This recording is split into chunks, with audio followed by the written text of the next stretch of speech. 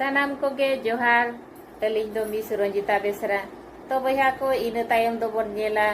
Blood pressure रोग बेमार खन चिका लेकाते रफा बन न्यामा आर नुआ AWPL प्रोडक्ट आर बांग आयुर्वेद रान चेक लेकाय कमी काना ओना विषय बन बाडाया तो ब्लड सार्कुलेशन प्रक्रिया चिका लेकाते आन बालांस काना ओना बन नेला नुआ रेनांग मुड़ो कारण हो भूलभाल जमन्यू आर भूलभाल चली चलन इदी काते हुयुक काना नुआ जीवन शैली इदी काते अडी गोटांग समस्या माध्यम ते ब्लड प्रेशर बेमार ओडोको काना जहां लेका वायु दोष जदि रक्त नड़ी रे वायु जोबा लेन खान ओनाते हो ब्लड प्रेशर ओडोकोआ आर रक्त नड़ी रे कोलेस्ट्रॉल जमा लेन खान ओनाते हो ब्लड प्रेशर ओडोकोआ आर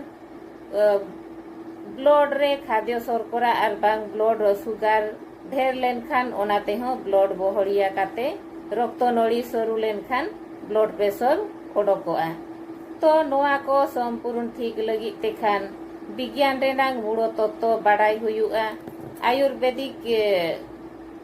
बाडाय हुयुआ होड़ होपना बॉडी रेनांग गठन सावते नेचुरल प्रोसेस आर बांग सिस्टमेटिक चेड ए खोजो काना तो तबे ना बॉडी रेनांग क्रियाकलाप संपूर्ण ठीक रुवाड़ोआ होड़ होपना बॉडी तो मेन खान प्राकृतिक उपादान ते तैयार काना नोआ रेनांग पुइलु रान दो आयुर्वेदिक विज्ञान निहती बाडाय लगती काना आर ओना सावते जम न्यू चली चलन ठीक दरकारो काना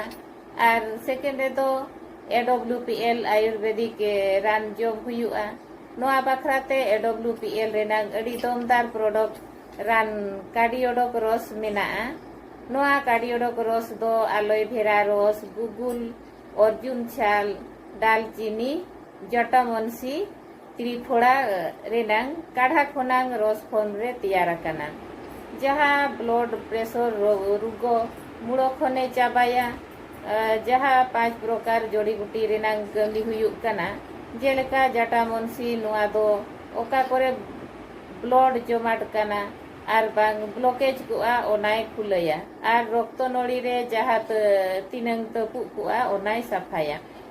अर्जुन छाल दो नुआ दो ब्लड सार्कुलेशन ठीक ए दोहया आर कोलेस्ट्रॉल अंश रिमोबा आर दालचीनी दो हुयुक काना ब्लड ए पतड़ाया आर बांग नॉर्मल ए दोहया ओना सावते हार्ट रेनांग जहाँ तीनंग ब्लॉकेज को मेनाआ ओना को ठीका नुआ कार्डियोडोक रस दो बार टाइप लेकाना हाई बीपी लो बीपी झोतो लेकाना ब्लड प्रेशर समस्या मुड़ो खने संपूर्ण ठीका मा तबे बयहा को तेहेኛ वीडियो दो निनांग रे कलिंग दोहयआ जतो कोगे बन नेला लाइक शेयर आर सब्सक्राइब बन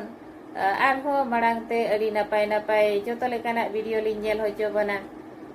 स्वास्थ्य विषय ते हो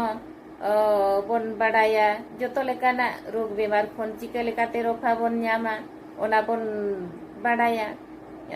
ओना सावते सेरेñ होलिंग आंजम होचो बना दंग लागड़ी एनेज होबन नेला एनेज सेरेñ दो मेनखान माइंड फ्रेश ए दोहया आर बॉडी रेनांग पॉजिटिव लेवले बढ़ावा जहाँ माइंड जदि सब बेले पॉजिटिव ताहेना एनखान रोग बेमार खन हो लगन रफा बन जाम दाड़िया जहाँ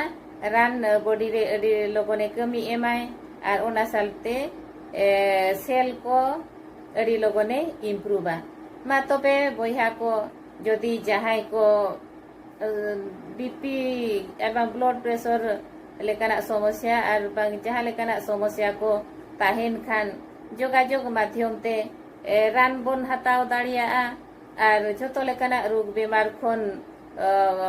ठीक कातेन सुस्थ हेल्दी बन ताहे दाड़िया मा तबे सानाम कोगे जोहार।